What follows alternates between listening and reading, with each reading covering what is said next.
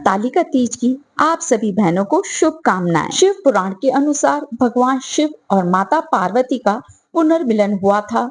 दोस्तों, एक बार भोलेनाथ ने माता पार्वती को उनके पुनर्जन्म के बाद याद दिलाने के लिए तीज की कथा सुनाई थी। भगवान शिव ने कथा सुनाते हुए कहा, पार्वती, तुम मुझे पति के रूप में पाना चाहती थी, जिसके लिए तुमने हिमालय पर्वत पर कठोर तप किया। तुमने सर्दी, गर्मी, बरसात आदि सभी कष्टों को सहा। इसे देखकर तुम्हारे पिता बेहद दुखी थे। एक बार भगवान विष्णु के कहने पर देव ऋषि नारद तुम्हारे घर पर गए और उन्होंने तुम्हारे पिता से कहा कि विष्णु भगवान आपकी पुत्री से विवाह करना चाहते हैं।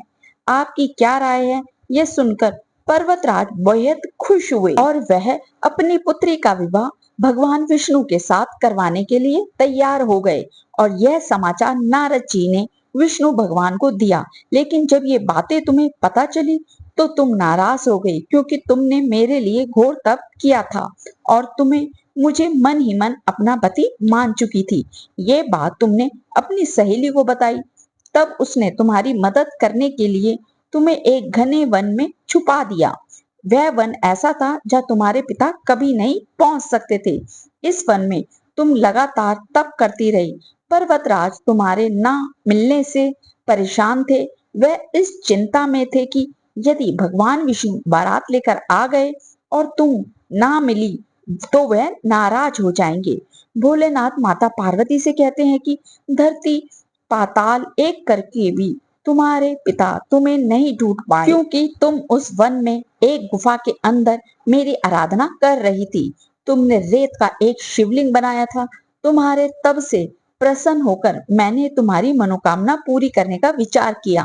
इस बीच तुम्हारे पिता तुम्हें खोजते हुए गुफा में पहुंच गए। तुम्हें वहां देखकर पर्वतराज बेहद खुश हुए।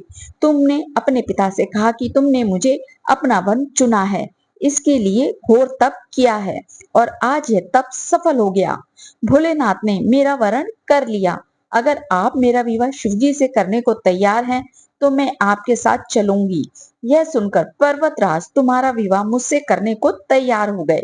इसके बाद उन्होंने विधि विधान से हमारा विवाह संपन्न कराया। पार्वती, जिस तरह तुमने यह मेरा कठोर व्रत किया और हमारा विवाह संपन्न हुआ, उसी तरह यदि कोई स्त्री हरतालिका तीज का व्रत पूरी श्रद्धा और निष्ठा से करेगी तो मैं उसे मनवांचित वर प्रदान करूंगा और अखंड सौभाग्य का वरदान दूंगा।